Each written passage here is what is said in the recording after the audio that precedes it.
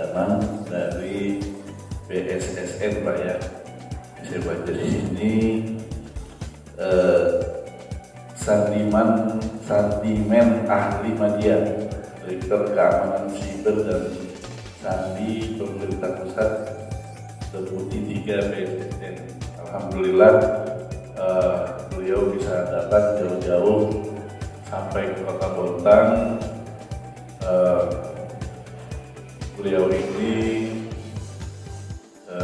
salah satu tenaga ahli di bidang keamanan security, keamanan siber yang ada di Indonesia. Mudah-mudahan nanti teman-teman yang hadir di tempat ini bisa lebih menggali lagi bagaimana keamanan siber, keamanan penggunaan teknologi informasi yang kita gunakan selama ini di Kota Bontang, sesuai dengan sosialisasi pagi hari ini, sosialisasi security awareness, guna meningkatkan pemahaman dan kesadaran akan pentingnya keamanan informasi bagi seluruh perangkat daerah. Oh, cepat sekali nih perkembangannya. Nggak tahu ini 5.0 ini apakah nanti akan menyusul 6.0, kita nggak tahu ya. Cepat sekali perkembangannya. Ternyata teknologi informasi itu sangat-sangat cepat berkembang.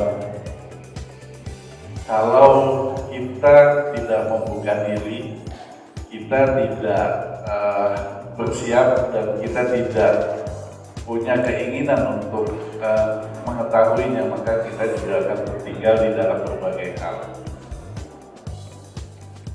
Tidak bisa dipungkiri di pemerintahan pemerintah sekarang itu sudah menggunakan teknologi informasi banyak ya.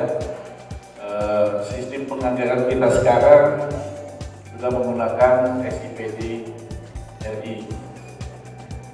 Kalau kita tidak mengikuti, banyak teman-teman kita yang di bagian perencanaan, bendahara dan sebagainya itu kebingungan. Kalau nggak mau belajar ya kebingungan bagaimana menginput dan sebagainya. Akhirnya perencanaan kegiatan kita juga terhambat. Hampir semua. Sekarang tahun ini baru di launching Srikandi di Kota Bontang. Belum semuanya OPD menggunakan Srikandi. Kadang saya berkirim surat langsung lewat Srikandi, ternyata nggak sampai. Jadi kita harus mengirim lagi lewat WA dan sebagainya. Tidak bisa dipungkiri, teknologi semakin berkembang, kita harus punya kemauan yang keras untuk mengikuti. Belum lagi apa tadi? Srikandi, kemudian di bidang keuangan juga ya, di bidang kemudian aset dan sebagainya. Sekarang menggunakan teknologi. Kita pun kalau sudah menginput SIPD, kita harus juga menginput juga berapa harganya yang akan kemudian. Kalau kita tidak mengikuti hal-hal itu, kita bisa ketinggalan dan OPD kita susah untuk berkembang karena memang sudah paperless. Tapi masih ada satu yang harus kita juga pahami, harus juga mau kita ikuti, yaitu apa? Keamanannya.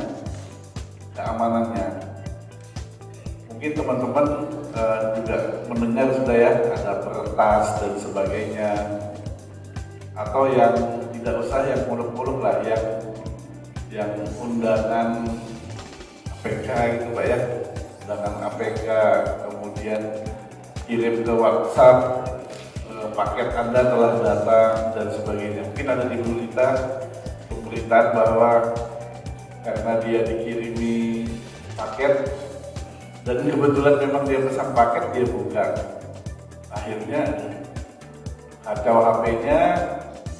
Hari Minggu dia cek, hari Senin dia cek dibilang hari Minggu dibilang tempat perbaikan HP bahwa di retas HP-nya nomornya begitu hari Senin uangnya sudah hilang 100 juta dan sebagainya. Nah itu juga salah satunya kita harus pahami juga, harus pelajari juga. Jangan harus berhati-hati lah. Nah nanti beliau salah satunya akan menyampaikan itu supaya keamanan kita walaupun ini santai. Saya berharap teman-teman di sini bisa memanfaatkan waktu beliau yang pendek ini untuk bertanya dan sebagainya atau berkomunikasi, berdiskusi, mohon petunjuk beliau kira-kira apa yang kita gunakan di kantor kita masing-masing ini bagaimana tingkat keamanannya.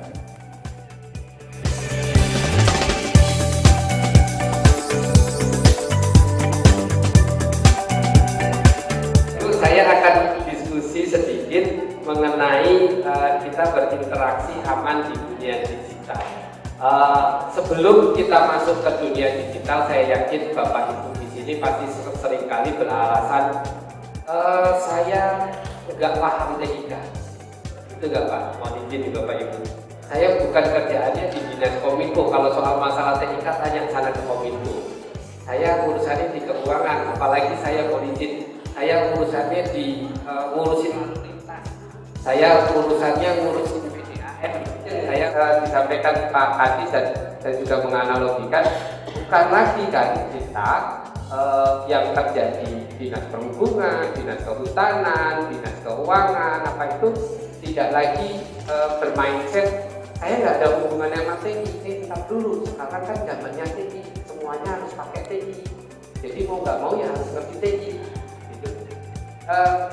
Waktu itu saya pernah diskusi gitu kan. Ada orang yang bermindset seperti tadi Bapak Ibu. Dulu zamannya sepeda, orang tetap naik sepeda, biarin aja naik sepeda. Kita nanti bantu dengan orang, misalkan tadi orang biasanya ngerti dengan urusan misalkan perhubungan gitu ya, perhubungan darat, perhubungan laut gitu. Terus diganti ditambahin dengan orang TI. Itu bukan solusi Bapak Ibu. Tapi solusinya adalah orang yang ngurusin perhubungan atau orang yang ngurusin keuangan, ngurusin kehutanan ditambah kemampuannya dengan TI.